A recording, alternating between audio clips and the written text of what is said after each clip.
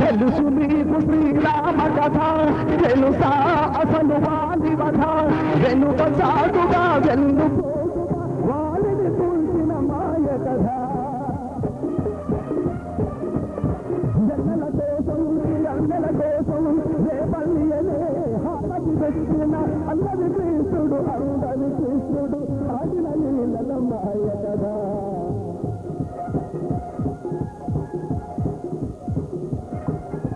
మహానగరంలో మాయగాడు,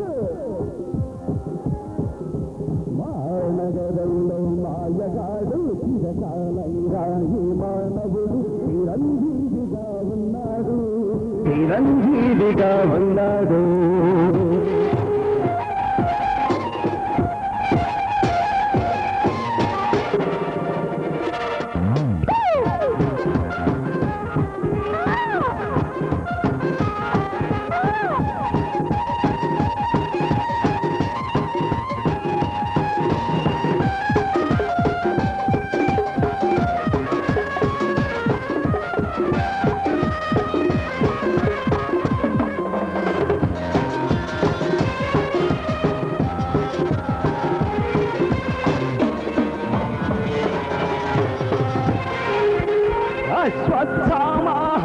కుంజర వినారా మీరా మాట, అసలు గురువుకే అసలు పెట్టిన సమజుడాడిన మాయ మాట. బ్రహ్మం గెలవాలనుకున్నప్పుడు దైవం చేసిన మాయ అది, సగటు మనిషి బ్రతకాలంటే చేయక తప్పని మాయ ఇది.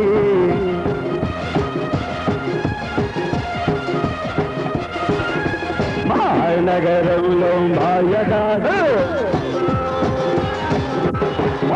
నగరంలో మాయగాడు, చిరకాలంగా ఈ మానవుడు చిరంజీవిగా ఉన్నాడు, చిరంజీవిగా ఉన్నాడు. మాయా మాయా మాయా మాయా.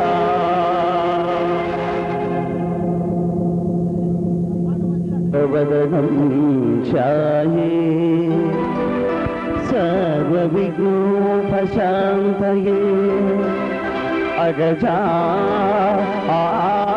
పద్మార్కం గజానన మహర్నిశం, అనేకదంతో భక్తా ఏకదంతముపాస్మహే, ఏకదంతముపాస్మహే.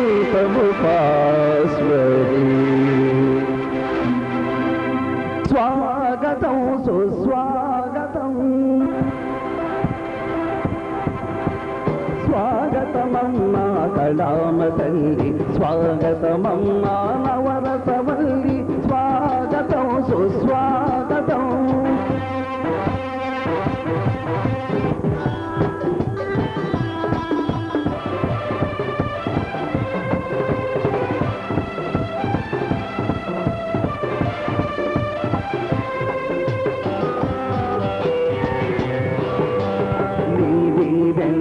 మాకు నిండుగా నీ శోభలను శాంతి పాడుగా,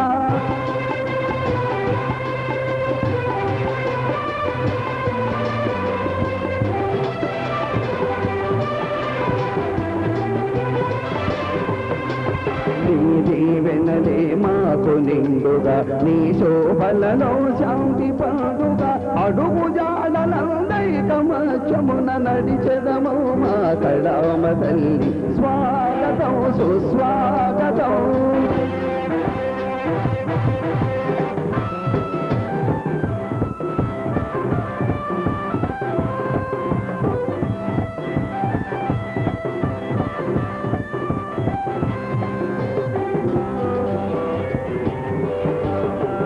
పద సేవలే మాకు దీక్షగా, నీ చిరునవ్వులే మాకు రక్షగా.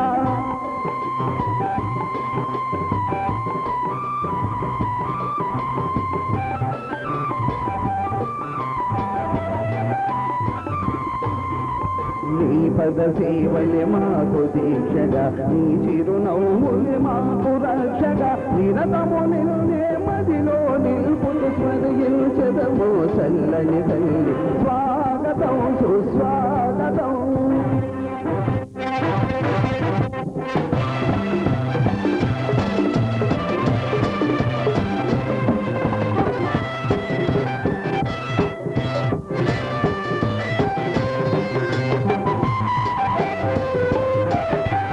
వాణి వీణా స్వరరాగిణివై వరమాధుర్య విమోహన గుణివై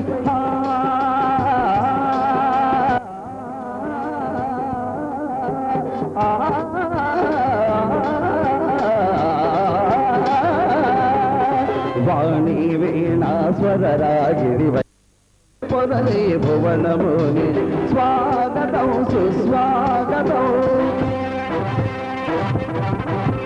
స్వాగతమమ్మా కళామతల్లి స్వాగతమమ్మా నవరసవల్లి స్వాగతం సుస్వాగతం స్వాగతం సుస్వాగతం స్వాగతం సుస్వాగతం.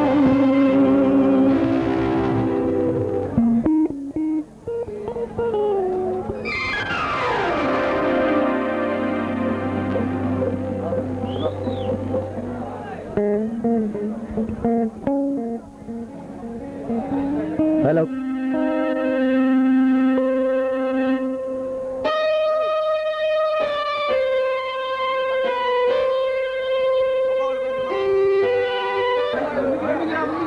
రచన D Jayaraj, supervising director K Sivakoteswararao,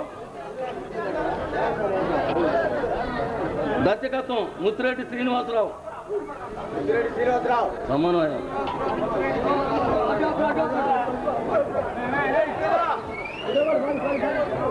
దర్శకత్వం ముత్తిరెడ్డి శ్రీనివాసరావు. ఇందలి పాత్రలు పాత్రధారులు పల్నాటి పెప్పులి పోతినేని శ్రీనివాసరావు,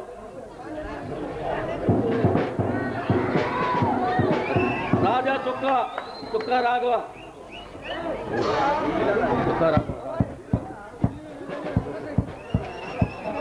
ఎస్పీ పరశురావు, ముత్తిరెడ్డి శ్రీనివాసరావు, రణధీర్ సెగబండి వెంకటేశ్వర్లు,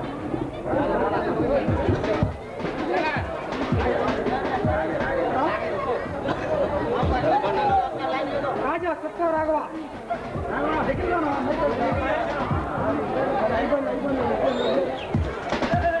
పర్వతాలు కామినేని శ్రీనివాసరావు,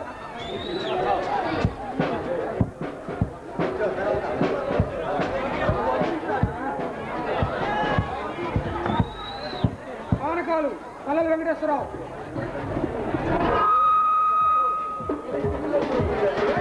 కళ్యాణ్ కామినేని కోటేశ్వరరావు,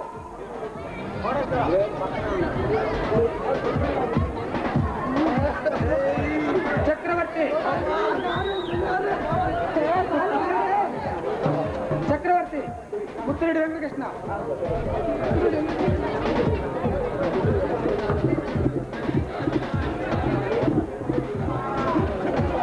సలీం కామినేని శేషగిరిరావు,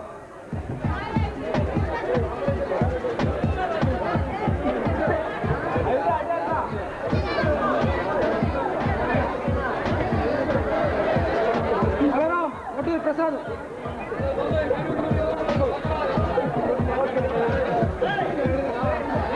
కామినేని సీతారామయ్య,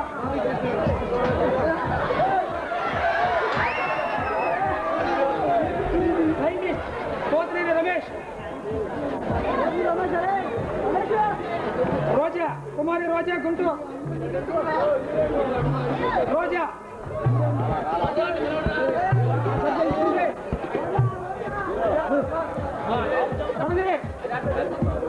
బండి వెంకటేశ్వర్లు, గబ్బ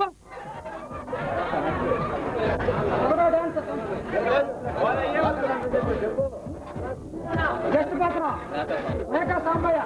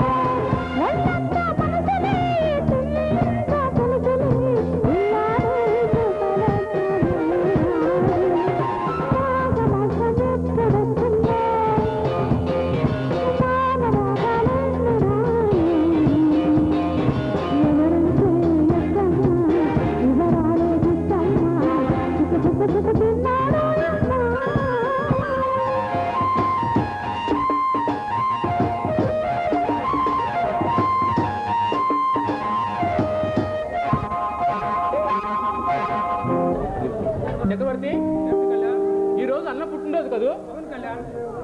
అన్న ఇంకా మన స్థావరం కాలేదు, కారణం అన్న వచ్చే టైమే, కానీ ఏమిటి చక్రవర్తి నీ సందేహం?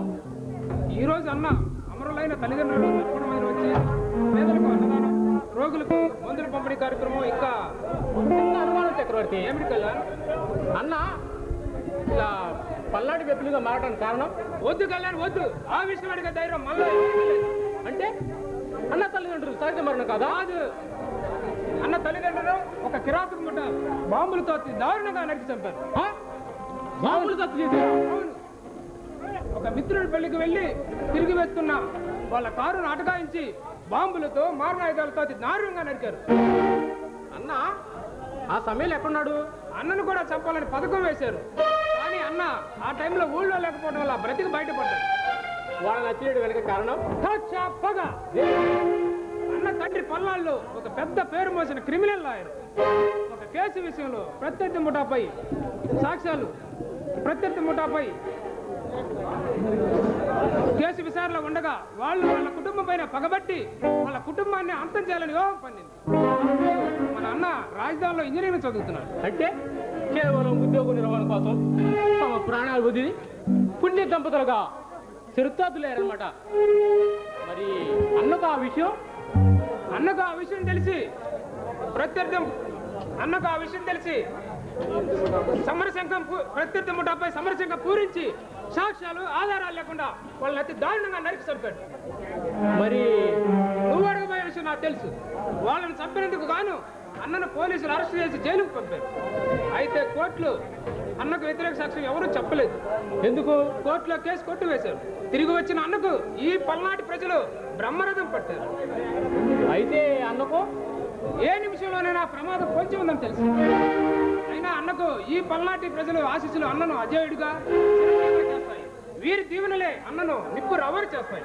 చూడు చక్రవర్తి, ఇంతటి అగ్ని పర్వతం అన్న గుండెల్లో దాచుకొని పైకి ప్రజాహిత కార్యక్రమాలు చేపట్టు శరణం అన్న అని అర్థించిన శత్రుకైనా అభిమానించే అభిమాని అన్న దగ్గర మనకి ఇంత ఆశ్చర్యం జరగటం నిజంగా మన దృష్టవంతులు. కళ్యాణ్ పిరికివంతుడు, అవినీతిపరుడు పెట్టే పంచపక్ష ప్రమాణాల కన్నా ఇలాంటి ధైర్యవంతుడి దగ్గర వస్తువులు నా జీవితానికి అర్థం. అవును చక్రవర్తి, తెలుసో చేయకో తప్పులు చేసిన మనల్ని క్షమించి తన తమ్ముళ్ళ చూసుకుంటున్నాడు. అన్నకు మన ప్రాణాలు అర్పించినా సరే అన్నను కాపాడుకుందాం. ఒకరి మీద ఆధారపడే పిరికివాడు కాదు అన్న. పద్మయోగంలోకి ఒక్కడే వెళ్ళి శత్రువుల్ని చీల్చి చెండాడిన ప్రళయకాల ప్రపంచం మన పల్నాటి బెబ్బులి.